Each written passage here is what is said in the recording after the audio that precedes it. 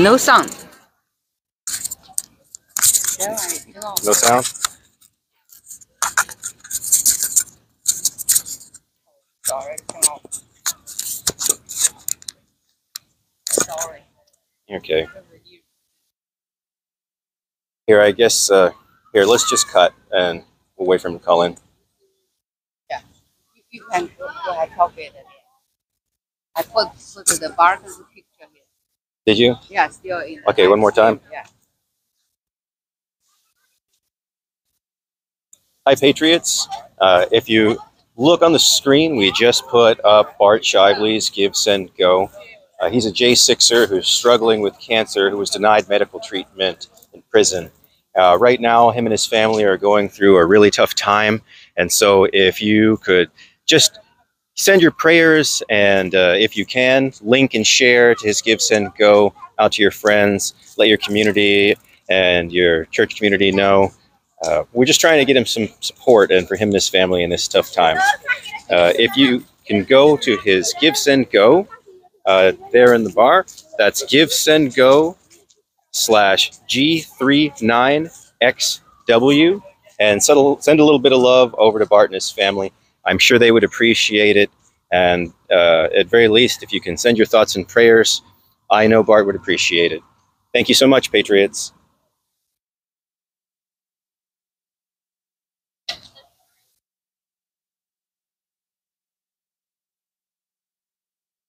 You're trying to reach? Yep. Okay.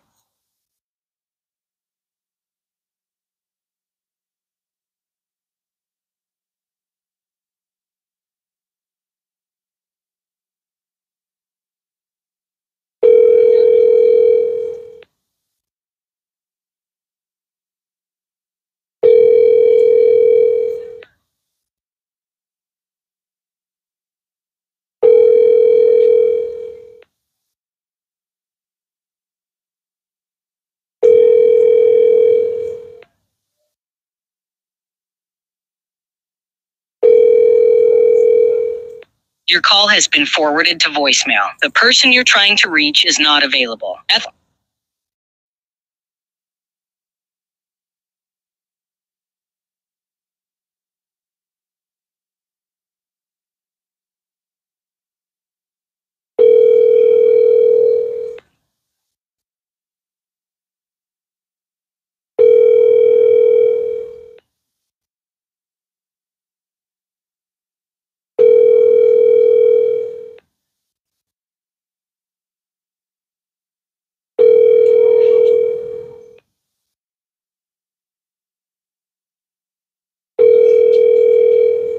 Your call has been forwarded.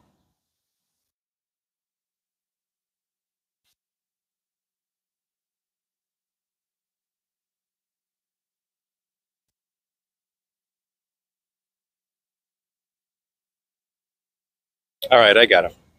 He'll be on in just a second.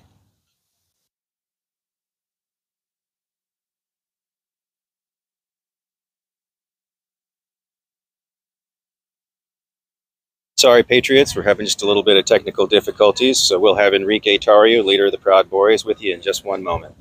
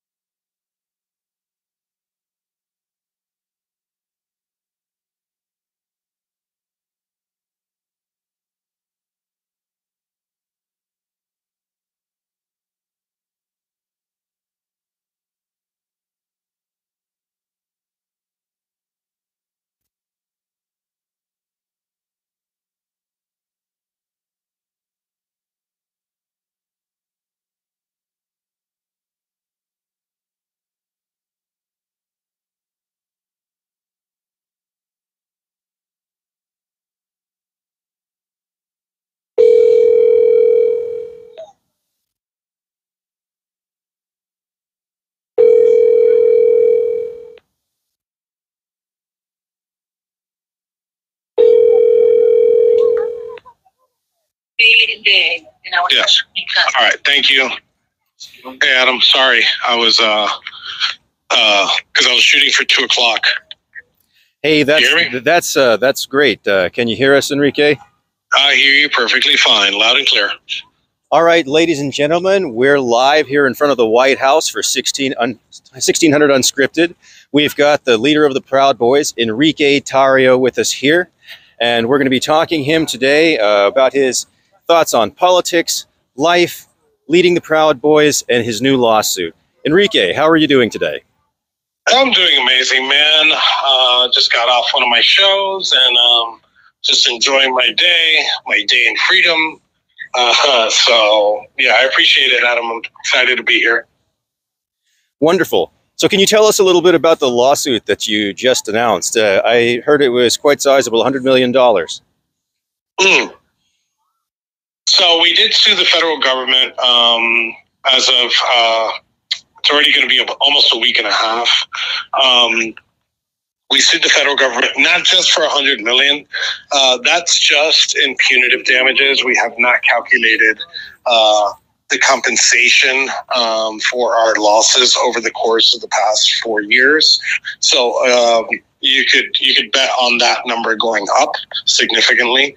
And we announced it. We ran into a hiccup last week with the lawsuit. We have to refile, and we will be refiling this week. But for the most part, I mean, I think this is, I believe this is the first offense, lawfare offense from J6ers. And I'm hoping, one thing that I was hoping to do is encourage other J6ers to take the same path and sue the federal government for their losses and their suffering and the suffering of their families. So let's see. I mean, I think there's a lot of people that reached out to me and asking me, you know, what steps to take next. And I think that you're going to see in the next coming weeks a couple of those things come to light. So you've spoken a little bit about the inhumane prison conditions that you faced, as you described in your interview with Roger Stone. Can you walk us through the worst moments of your time behind bars and how it affected your perspective on the justice system? I think the worst time I had was those first 3 months, because look, I'm a lot of people get this messed up, dude. Like, I'm pardoned.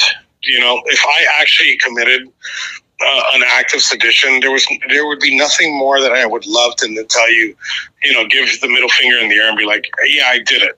So, like, I have no consequences if I were to say that, but that wouldn't be the truth. If I did say that, it wouldn't be the truth.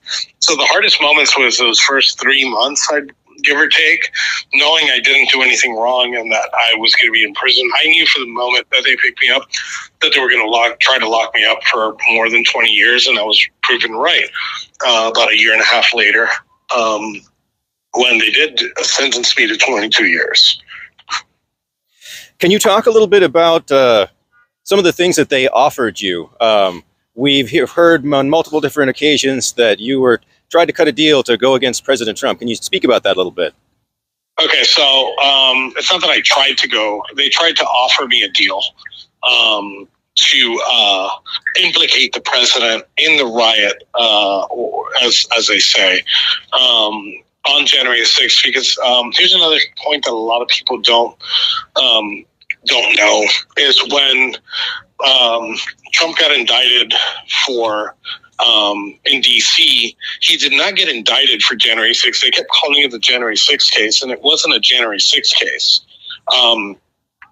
They lied and said that he tried to stop Joe Biden from being the president by other means, through means of making phone calls and things like that. It had nothing to do with what happened at the Capitol on January 6th.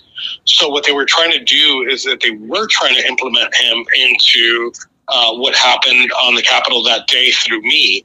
And they offered me a deal, and they put the narrative in front of me, and they told me, basically, I'm going to shorthand, they said that if I agree and I say yes to everything, their narrative, which was that the president told me to storm the Capitol on January 6th through a third party, that I wouldn't serve another day in prison, that in the following week after I do that, that they'd let me go out on bail, and that I wouldn't be sentenced to prison, any more prison time.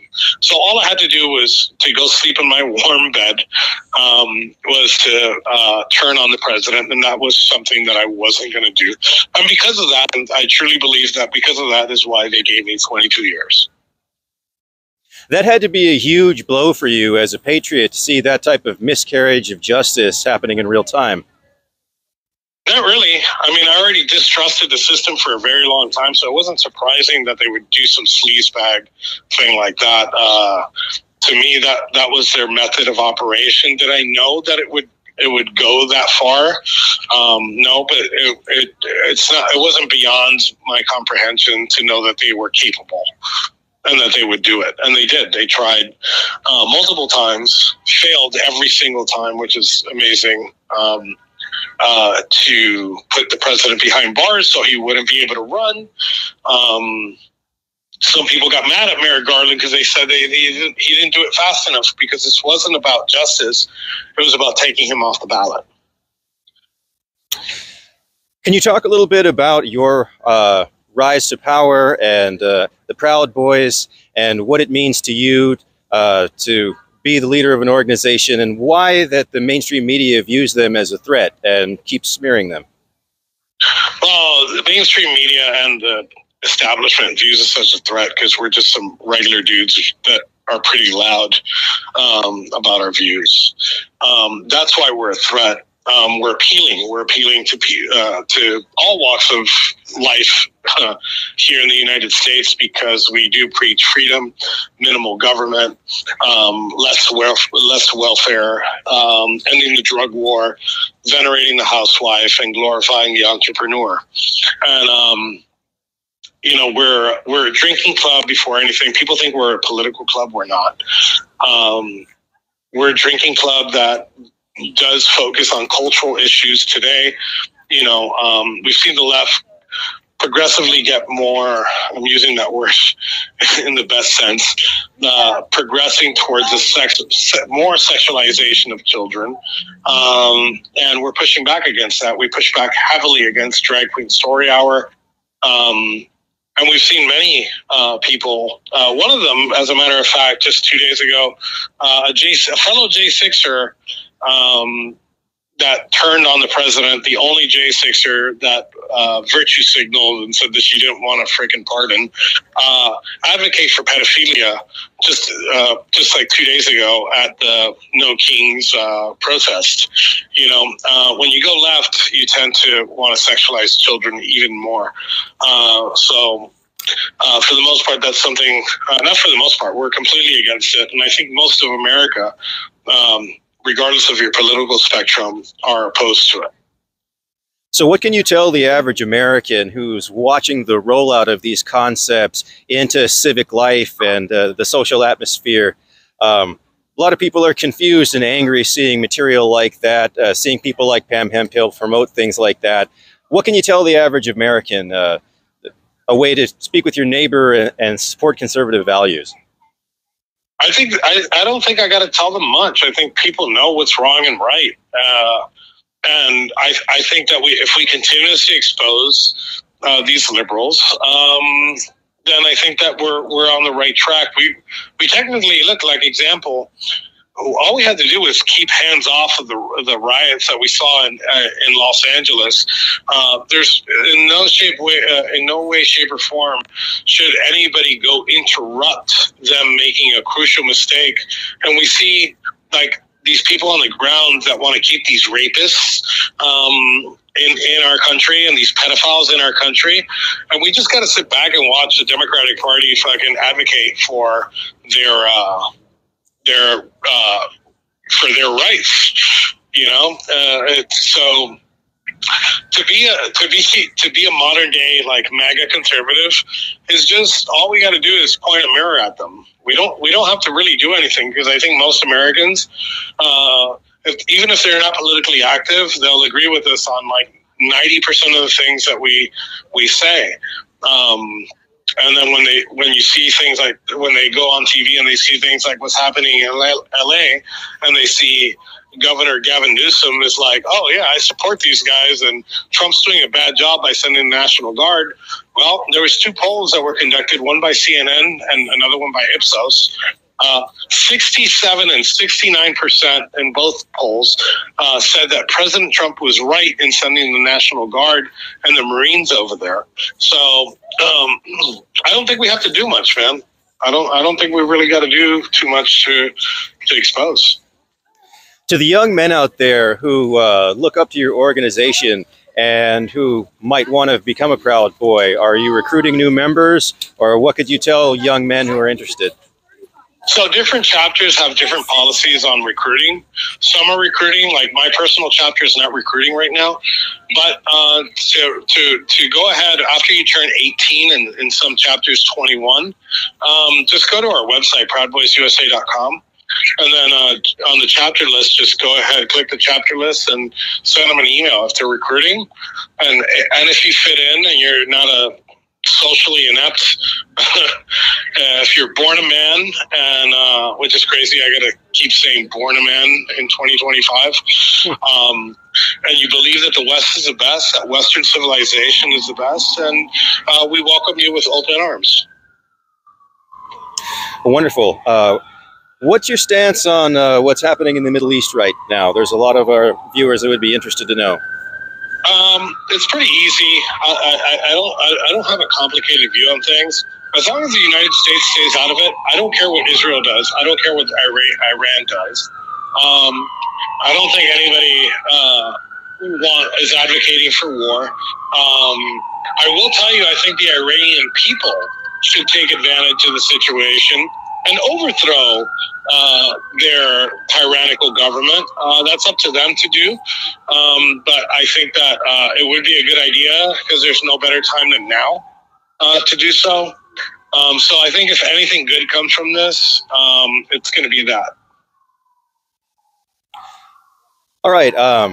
We wanted to give you a chance to talk about the real Enrique. There's a lot of people out there that look up to you as either a hero or a villain, and your persona has been a little bit mythologized in the media. What can you tell our viewers about the real Enrique Tarrio? What do you want them to know? What you see is what you get, man. Look, I'm not a radical. I don't have these weird fucking views. It's pretty easy. Like if your view infringes on the Constitution of the United States, I'm against you. Period. The most radical view I hold is I think there's 22,000 gun laws in this country, and there's 22,000 of them that are unconstitutional. And for the people that don't like me, I'm not trying to tell them anything to make them like me. I don't care. I don't care what they think. I'm not trying to appease them. I'm not trying to virtue signal in order to be liked. Like, if you don't like me, I'm okay with it. Like, don't like me. That's it. I don't give a crap.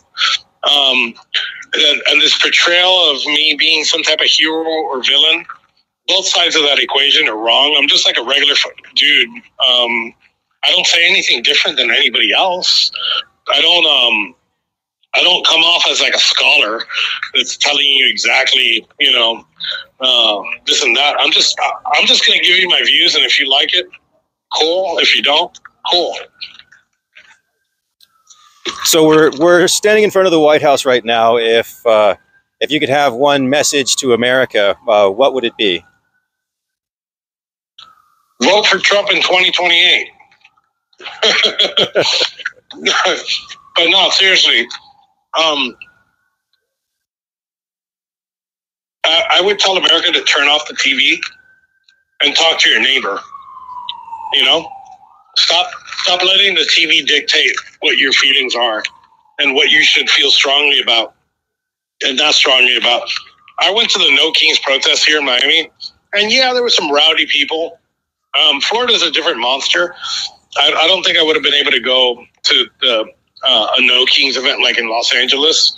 But for the most part, everybody I talked to, I disagree with, but we ended up shaking hands or fucking hugging at the end. So the world's not as divided as you like it to be, but if we keep letting the media dictate what's right and wrong, you're going to start hating your neighbor. There's a really good book out there that tells you how you should feel about your neighbor, and it tells you to love thy neighbor. And I think that's important for us to look at. But there shouldn't be any compromise on our views. You know, just because you love your neighbor doesn't mean that you have to accept the sexualization of children. It doesn't mean that you have to accept trampling on our Constitution. No quarter and no compromise on like my views. Well, we wanted to give you a chance to throw your anything promotion. What's coming up next? Do you have any books coming out? What's next for Enrique? We're working on a couple things. Right now I'm focused on our new podcast network, which you definitely should be a part of. We're just focusing on like just having fun, man, and just spreading out the message. Future projects I'm working on is we're trying to get a full production crew out to do some documentaries on like some J6ers and what happened on J6, but at the same time, I don't want to completely focus on J6. I think the J6 community should start focusing on other avenues and start preparing for the future and start setting themselves up to talk about other things. We've been given a voice, and God has given us like a chance to come back into this life, into the free world. And I think that we should take advantage of that and make the world a better place. And the only way we're going to do that is to focus on the future. So we're coming to the pretty close to the end of our time, but I wanted to ask you real quick on J6. Some people have complained about infighting and strife within the community. What could you tell to fellow J6ers to keep cohesive message to work together? I mean, look, I could put things into compartments. There's 1,600 of us. To think that 1,600 of us are going to come out of prison and we're going to agree on everything is stupid. We're not going to agree on everything. One thing that I would tell the J6 community is if we could keep things internal, and like if you have an issue with somebody, just call them. So we won't focus outwardly on the infighting, but it's supposed to be there. The infighting is supposed to be there. You know, once you start accepting that, then you can start moving forward as a group or as an individual. So if they stop focusing, if we would sit there and we just stop focusing on like petty squabbles, because they turn out, some people go overboard, right? And you disagree with them on something. Right. And suddenly, like, they'll start calling you a fed, or suddenly they'll start like, everything that you've done so far is bad. And suddenly we start using, because I have seen this happen in a couple cases, where you disagree with somebody and the argument gets so bad that a J6er is calling another J6er an insurrectionist. Wow, I hadn't heard that one. That's news to me. Yeah. So I take, you know what my stance is? If you're a J6er, I will never speak out against you publicly, no matter what you do. I don't care how bad it is what you do. I'll never speak out against you publicly. I'll probably call you privately, or I'll talk to another J6er and be like, "Hey, what he's doing is pretty messed up." And that's my stance. I don't crap on other J6ers. Period. I don't care how much I disagree with what you're doing.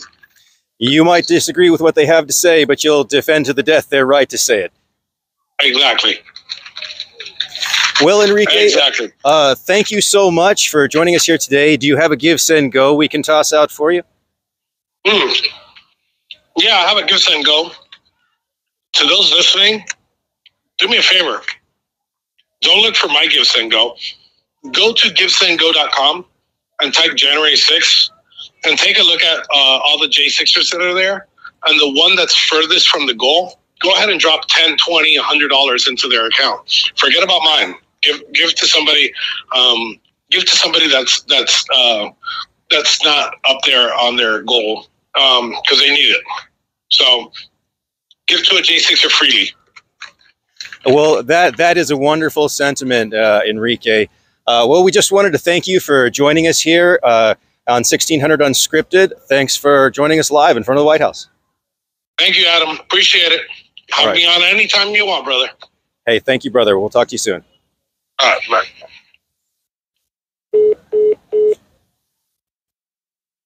All right, ladies and gentlemen, thank you for joining us for 1600 Unscripted live in front of the White House. We'll see you next week.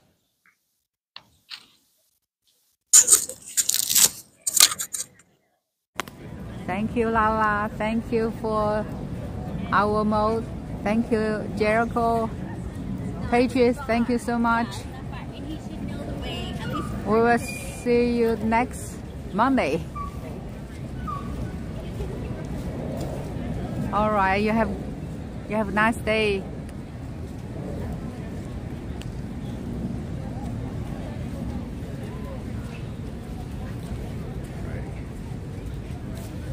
Finally, we did it.